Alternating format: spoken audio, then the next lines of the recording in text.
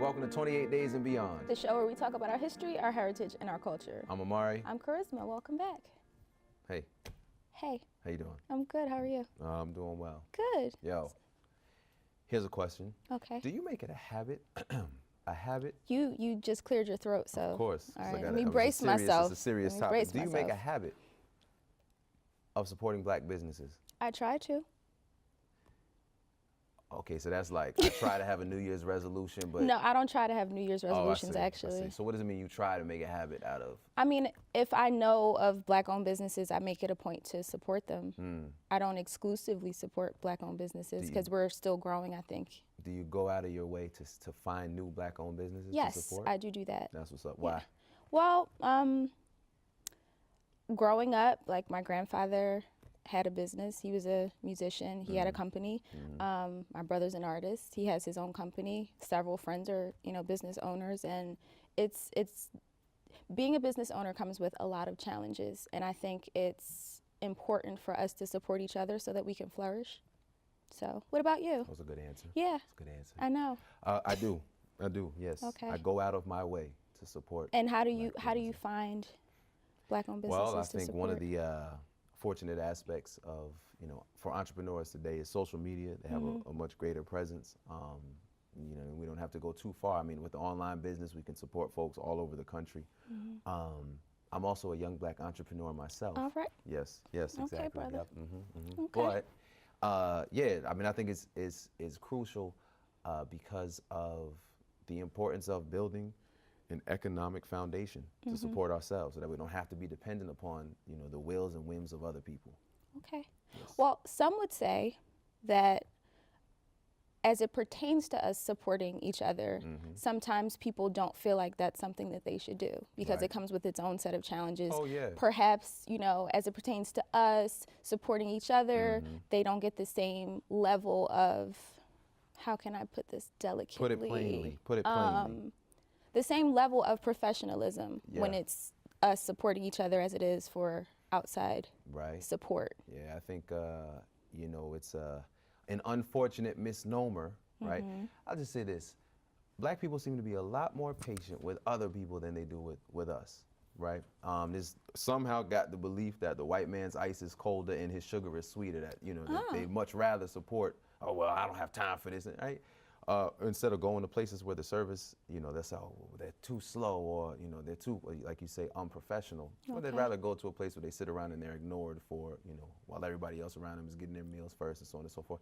I've had personal experiences that have made me bitter in my own life, or have made me wise. Well, we're going to speak to that because our Exactly. first guest, our only guest today, Derrick Felder, has multiple businesses, and he's going to be here to tell a story. That's what's up. So we'll be back with more 28 Days and Beyond right after this. Welcome back. We are now joined by Derrick Felder. Welcome. Thank you for having me. So, Derrick, tell us a little bit about you. Are you from the Philadelphia area? Where'd you grow up? Absolutely, I grew up in Germantown. Nice. Germantown. G-Town. That's what's up. So when did, just tell us a little bit about your back history growing up in Philadelphia. Philly, I was born in 1980, 38 now, so Philly was good, very cultural, very rough. Boxing has a big culture in Philly, music, art. Philly was good growing up. I like Philly. Yeah. Philly kind of like a baby New York. So, What sort of pushed you to entrepreneurship? I think my father, he always instilled getting your own, not necessarily working for someone. All right. Yeah.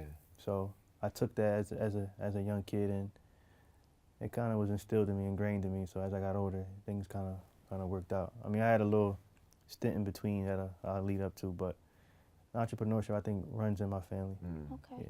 Yeah. So what steps did you take, in addition to seeing your dad and seeing him kind of lead an example for you, but what steps did you take to actually start delving into entrepreneurship?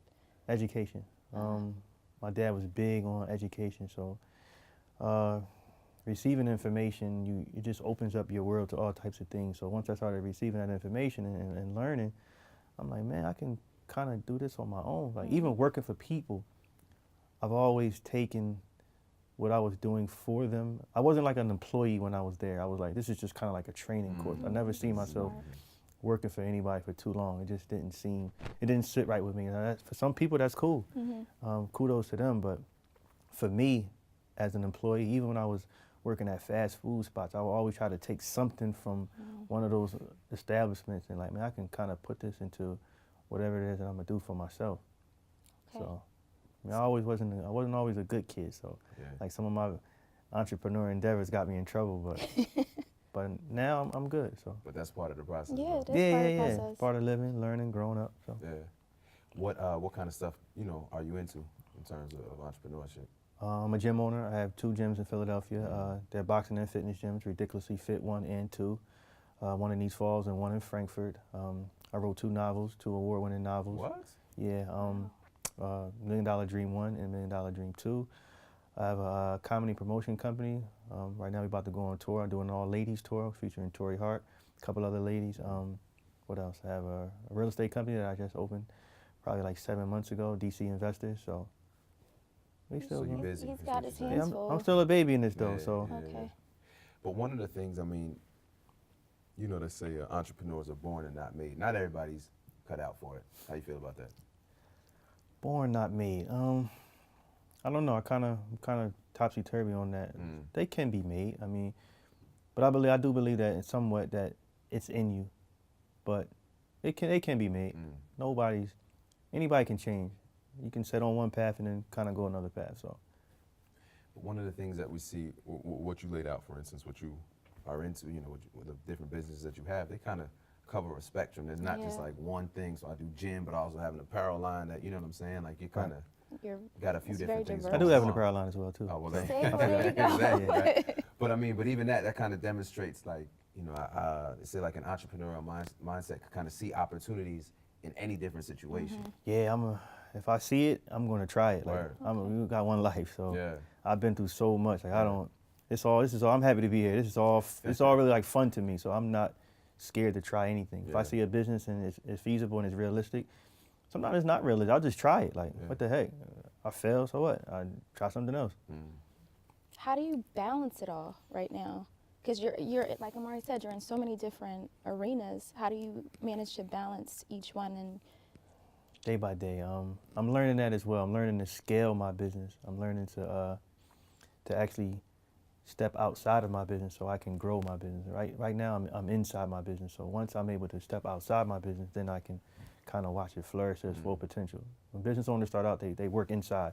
If say you buy a fast food joint, you're probably the one making the fries, doing it, you're everything. So until you're able to step outside and kind of hire help and so to speak, then you can watch your business flourish. So, and that takes time. That takes years sometimes. So I'm still in the process. And well, we definitely want to get into more about your story and more about what you have going on. Yeah, feel free. I'm ready to open up. But right now, we're going to take a quick break and we'll be back with more 28 Days and Beyond. welcome back to 28 Days and Beyond.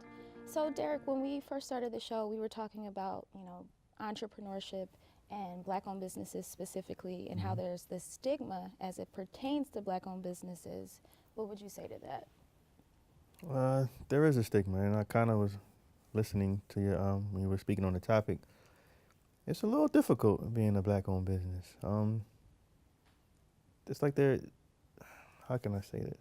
Say it. They expect you to go above and beyond for no particular reason other than that you're a Black-owned business. Like he was saying, when they look at your business, it's like they already nitpicking at it. They're already saying, well, it's not worthy enough. And me being in, like for instance, I'm in the apparel business, so I have contracts. I have business relationships with multiple people overseas, Pakistan, China, Nigeria, and I know where a lot of these clothes come from. I know where they're made. I know where the original shops are. Like, I mean, if I could say any names, like a lot of these Italian designers, their stuff isn't made in Italy. But if you let the people tell you that, they'll say, oh, it's made in Italy. Why your stuff not made? Your stuff is cheap. I said, well, if you only knew, like, the stuff you got on is in a sweatshop in Pakistan right now. So, like, for instance, they'll say, they look at your shirt, and they'll say, it's your own brand. And I'll have maybe, like, say, a Fendi shirt or a Gucci shirt on. They'll automatically add validity to my Fendi shirt. and discredit yours. And I know personally that they're made in the same spot. Same thing, Okay. exactly. Yours can even be better. Yours can even be better Better material. quality. Yep. But because whatever has been instilled in their brain, ingrained in their mind, or whatever their subconscious, they automatically assume that what that name brand is 100 times better. And I have a problem with that. So only because I know I'm in the business, and but So it's frustrating. as your business grows, do you feel that you're gaining more support? Are you able to kind of like put some of these ideas or notions or misconceptions that people have going into your businesses to rest? I don't think they'll be to rest, because you'll always have the naysayers. You'll always have people that just won't get it, and that's fine. I'm cool with that. I'm not even going to harp on those people, but I believe that my business is growing. It is getting better because now it's consistent. So when people see consistency and you're here today and not going tomorrow, like, okay, well, man, I look up, D, you've been around for 4 or 5 years now. Okay, cool. First 2 years might be rough, but I think if anybody stays consistent, you'll kind of tend to grow their respect and their trust, so to speak. It's unfortunate you can't get it initially, but that's what it is. Now, how do you, with all the different businesses that you have, how do you go about building that's clientele? Just having a quality product. Trying to be professional. I try to run it as best as I can. No favors. Don't support me because of the color of my skin. Support me because I sell quality stuff. I'm a quality trainer. If me being black gets you in the door, cool. But what I'm going to show you while you're in that door is I have a quality service. So I think with that, I think quality will always win. Quality always win. You can't deny quality. So as your business continues to grow, what do you feel like some of the things that you want to kind of delve into in the future as it pertains to your entrepreneurship? Because you're doing so many things. That I want to do? I want to do a movie. Actually, Yo, Kharisma, yeah. she knows drama. You know what I'm saying? I'm about to not have a co-host. Speaking of supporting black-owned businesses, I'm just kidding. But what kind of, like, what kind of movie? I want to turn my books into okay. a movie. So Yeah. actually, my book landed in the hands of someone, and they're thinking about maybe this summer turning it into a movie. They read it, they liked it. Yeah. This was just happenstance. Like I gave it, let him read it, and he called me. He had it for like 3 months, and he called me like, "Yo, I finally read your book. You ever think about turning it into a movie?" And I was like, I kind of played with the idea at one point, but I was like, no, not really. Wow. He's like, yo, I want to see this so much that I'm willing to back it 50% of whatever it costs to make it. It's amazing. He's like, I usually don't do that. So I'm like, all right, let's And see. your book is called The $1 Million Dream? $1 Million Dream. Wow. Yep. 1 and 2. 1 and 2. One and two. Yeah. One and two. So where can people learn more about everything that you have going on?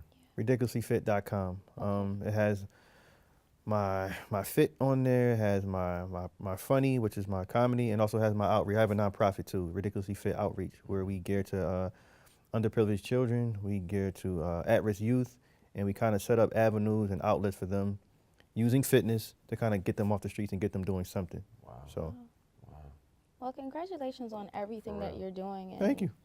However we can support you, please let us This know. is supporting me. Like just Absolutely. bringing awareness, just spotlighting it, and any little thing helps. All this stuff helps.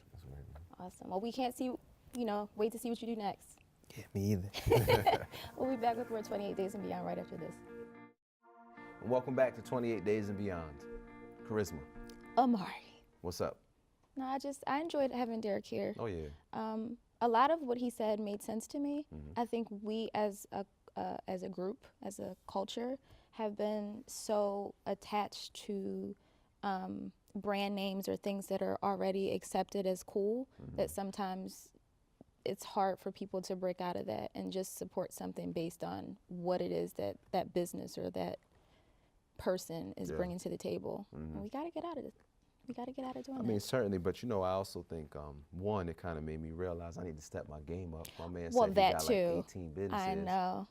Like, what have you been doing What with your life? What have I been doing? What have you been doing with your life? But I think, one of the things that was kind of coming through for me was it's just a matter of like, if you see something, you got to make it happen or try and make it happen. He said you fail, whatever, you get back up and keep it moving. I think that's really important for all of us in whatever aspect of our lives, but particularly entrepreneurship. Because like I was saying, a lot of people think they're entrepreneurs and say they want to be entrepreneurs, which is cool. Yeah. But it's not just like I'm gonna sit back and make $1 million and be cool. Like, No, you have to work for it's that. a lot of work. Yeah. And like Derrick said too, he did a lot of research. Yeah. So if you decide that you want to go in a particular arena, you should do the research, do the homework, make sure you know all that it is to know going into it. Yeah. And then once you get into it, making sure that you're staying up to date on all the information that's new, and not being afraid to ask questions and reach out to other people that are doing similar things, or at a level that you want to be, to ask them how they got there. Because none of us have all of the answers. Well, you know what? Kanye has all the answers. I was going to say that. But no, one of the things I wanted to ask him, but I'd like to encourage you and all of our viewers to consider. You ever notice when you got something going on, your friends be the first one to be like, yo, but what's up with the hookup though? I was going to ask him that too, the friends and Yeah. family discount. Yeah, I'm saying the friends and family discount should be double what the actual cost is. Because really, if you're trying to show love, it's like, people know what it takes, and how important that support That's very is. So instead of true. looking for the hookup, which is why, to go back to what we started, the show with, I think it's important that even if it means paying a few extra dollars, right, to support a Black-owned business, because one of the things we, can really get into is how much the Black tax, right? Yes. So, Black people are given loans at higher interest rates and so on and Yes. so forth. Like, it's incumbent upon us as folks who are committed to, the well-being of our communities to just take that little bit of a burden and pay an extra $3 or $4. Yeah. If it means that's going to move that business forward. I agree wholeheartedly. It's our responsibility, like you said, to do that, to make sure that we're keeping wealth in our community and keeping it growing for not just us, but like generations to come. So I would like to issue a challenge to you and to our viewers to support a Black business at least once a week for all of February. And if it goes well, then maybe extend that throughout the year. You know what I mean? I would challenge them for the year. Excuse me? Let's just start Go big. hard? Yes, go hard or go home. Yeah. Don't go home. Don't go home. Just go hard instead. Exactly. This has been another episode of 28 Days and Beyond. Where we talk about our history, our heritage, and our culture. We'll see you next time.